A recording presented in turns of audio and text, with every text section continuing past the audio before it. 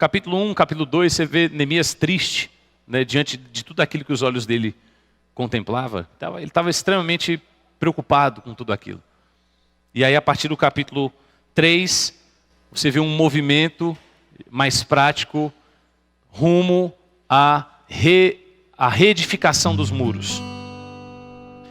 E aqui no capítulo 3, versículo 12, diz assim: ao lado dele reparou Salum, filho de Aloés, maioral da outra meia parte de Jerusalém, ele e suas filhas.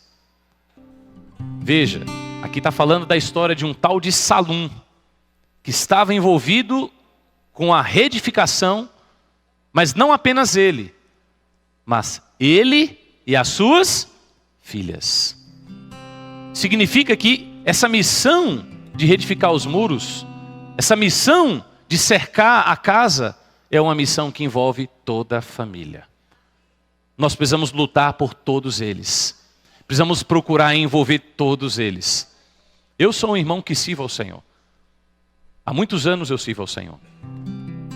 Mas eu sempre servi o Senhor, muitas vezes sozinho, até em função do tipo de atividade e de responsabilidades que eu tenho. Mas o Senhor tem me despertado mais recentemente de que eu preciso também envolver a minha família. De que as minhas filhas precisam também edificar esses muros. De que minha esposa também precisa reedificar esses muros. Essa semana eu tive muita comunhão com muitas pessoas. Eu acho que eu nunca recebi tanta gente na minha casa. E nunca fiz tantas visitas também. Ajudando irmãos, ajudando casais, ajudando jovens. Mas eu fiz isso com a minha família. Minha esposa esteve comigo em todas elas.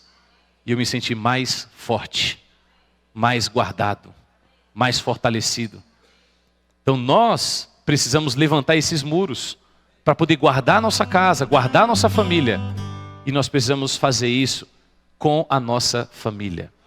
Veja que Neemias, ele não buscou os melhores empreiteiros, os melhores construtores. Ele não buscou os peritos da engenharia. Ele chamou as famílias para edificar os muros. Talvez você não saiba ao certo como fazer, mas se você faz parte de uma família, você está apto para reedificar os muros. Amém? Versículo 23, ainda do capítulo 3, diz assim: depois repararam Benjamim e Assub defronte da sua casa. Depois deles reparou Azarias, filho de Maazéias, filho de Ananias, junto à sua casa. Versículo 29. Depois deles reparou Zadok, filho de Imer, defronte de sua casa. Versículo 30. Depois dele reparou Ananias, filho de Selemias, e Anum, o sexto filho de Zalaf, outra porção. Depois deles reparou Mesulão, filho de Berequias, defronte da sua morada. Então veja, cada família estava empenhada em reparar os muros defronte à sua casa. Significa o quê? Se os muros não forem levantados, a primeira casa a ser atingida é a nossa.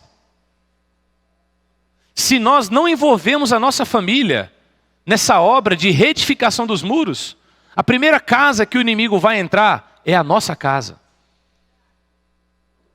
E eu pergunto para os irmãos, há brechas a serem reparadas, sim ou não? Há brechas? Nós precisamos juntar a nossa família para poder reparar essas brechas. Amém? O que é reparar as brechas? O que é levantar os muros na prática? Os muros representam o governo. Quando há muros, há governo. Há limites. As pessoas, quando compram um terreno, uma das primeiras medidas, muito antes de começar a construir a casa, é construir o quê? Os muros. Por que você levanta os muros?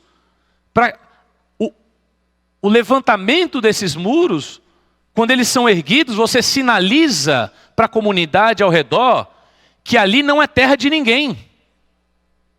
Que ali há governo. Que ali não é um lugar onde todos podem entrar e fazer o que bem entender.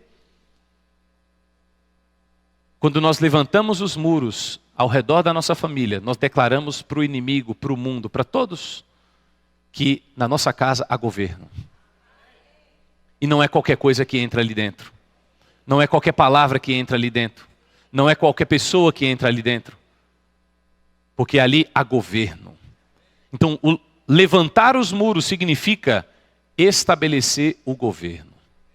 E o governo de Deus, irmãos, está na palavra de Deus. Edificar os muros na prática é trazer a palavra de Deus para dentro da nossa casa.